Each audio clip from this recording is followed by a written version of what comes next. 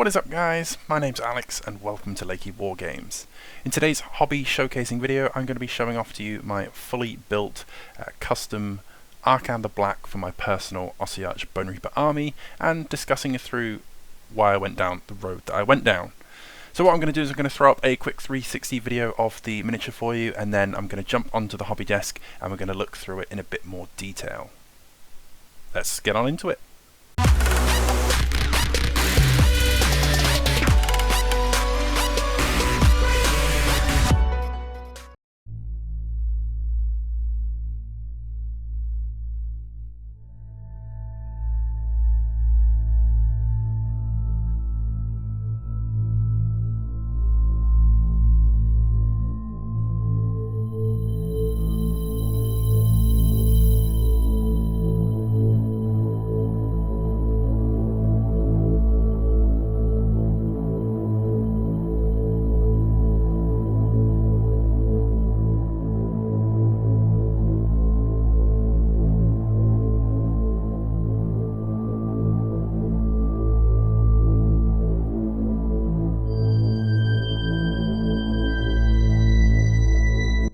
Okay, so welcome to the desk today guys for this special hobby showcasing video of my custom built Arkhan the Black.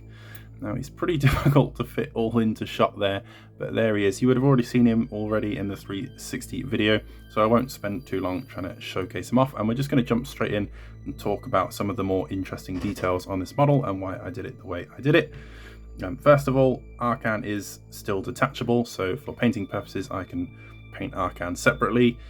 I did put the cloak on, which a lot of people advise to leave the cloak off for painting reasons to get under there, but to be honest I didn't think it was too bad, and once he's actually sat on the back of the mount and at the angle that he's at, you know, really seeing underneath him is not going to be that important.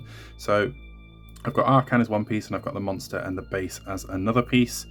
Probably would have been easier to have, you know, the base separate, paint that and then stick the monster on, but to be honest that would have just been a big pain, and well, it takes me a while to paint models, especially large models, so at least now when it's built it's usable for friendly games in its current work in progress state. So first things first is this project actually came about because I wanted my Arkhan. I'd heard rumours, he's been sat in a box for probably about 6 months now, but I heard lots of rumours that Arkhan is a very wobbly model. He usually has a lot longer tail. I custom sculpted in a tail to a much shorter length, but usually it's a really long spirally tail. I'll cut to an edit and put the photo of the original Arkhan up in case you're not familiar, but he's got a very long spirally tail and it makes the mount very wobbly. So I was thinking to myself, how can I make mine less wobbly? And the idea was to originally try and put something under the front two claws so we could hold onto. Now my Ossiarch Bonereapers are all on cork bases. I'll just grab my Mortec Hecatos from over here just to show you. They've all got like little cork bases with snow and grass, and I was thinking of maybe having this guy up on sort of a cork ridge, but to get cork from down here to all the way up here it would be a lot, and just, yeah, it would take a lot of work to try and not make that just look like I've stacked about 30 layers of cork on top of each other. So I was thinking, what can I do? And I was up in the loft searching through some of my old kits, and I've got all of the old Mortal Realms magazines back from when you got the big Nighthaunt and Stormcast collections, and I come across the statue of Sigmar, and I thought, I'm never really going to get to use this terrain. I've seen a lot of people use the graveyard sets and like the crypts and things, and putting like zombie dragons on crypts, and I was like, that's really cool. I was like, I really like that idea. I do have some of those up in the loft. I was like, but I've seen that so many times before. And then I come across the it's like a watchtower. It's like a big bell tower with a staircase to it, and I thought maybe I'll use that. And then I don't know, it just didn't kind of fit right, like the bell tower and the stairs, and it's just too much going on. And then I come across this statue and I thought, well, what about a ruined statue of Sigmar that they could be standing on and just sort of imposing their sort of death reigns supreme over kind of Sigmar, destroying the hopes and dreams of the free peoples, which is kind of what I was going for once this idea popped into my head. And as you can see, there is no wobbling at all. I was a bit worried to start with, but I added more connection points as I was going. This is actually connected by both the front claws are very nicely held on and actually plastic glued into, trying to get it in focus there, the statue itself.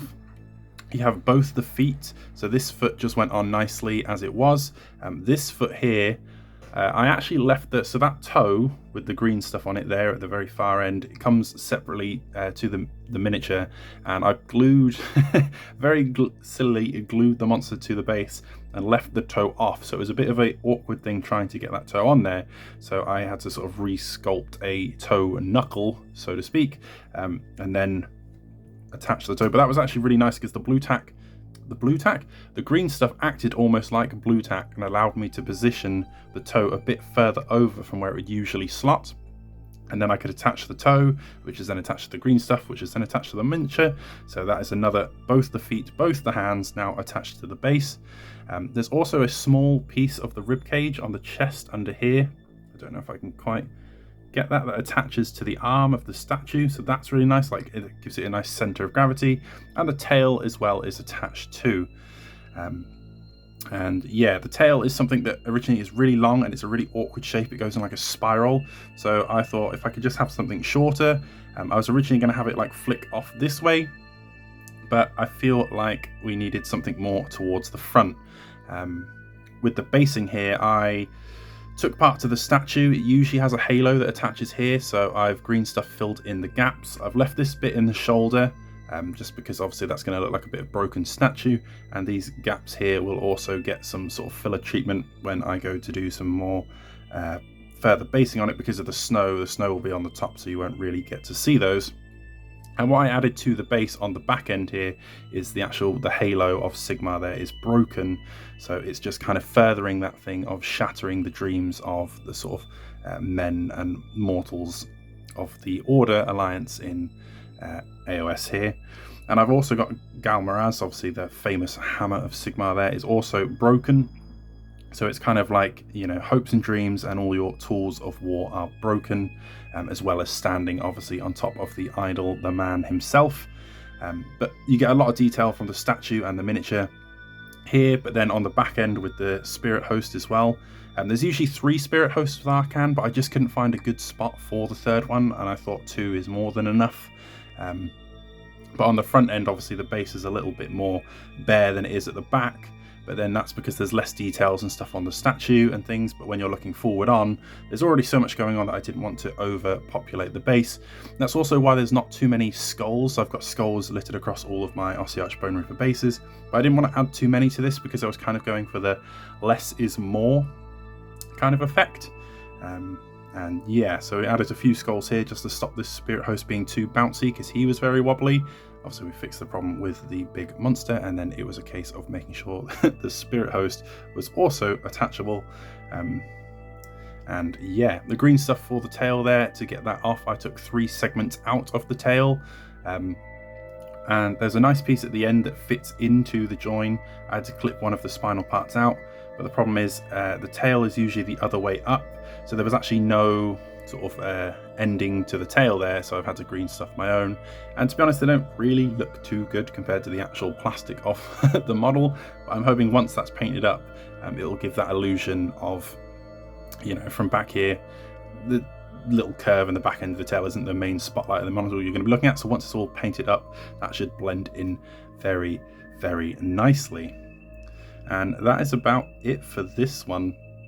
But yeah, it's going to be really fun to paint this one up. I don't know how long that's going to take me to do, but I just wanted to show this one off just a little bit more and talk through some of it, because I haven't really done something on this scale for a long time. I've been very terrible at just sort of building Games Workshop kits as they come and as they are. So actually doing something very different and very fun and thematic like this is a lot of fun. And I've really missed doing it, and to be honest, I think it's something that I should do a little bit more, and I think I'm going to. And I was really proud of how Arkhan turned out, so I just wanted to show him off a little bit there. Thank you very much for watching, guys, and there'll be lots of updates if you want to see more of this Arkhan and his sort of work in progress journeys. I'm painting him up. You can follow me on my social medias. It's Lakey Wargames on Facebook and on Instagram. I'll put all of the links in the description below.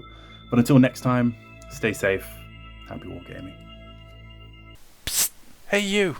Did you know that Lakey Wargames now has an official eBay store? You can buy yourself all kinds of pre-painted and new on sprue hobby goodness and support the channel at the same time. There's a link in the description below if you want to check it out. I'd greatly appreciate it, and it's a fantastic way to support the channel. Okay, see you in the next one.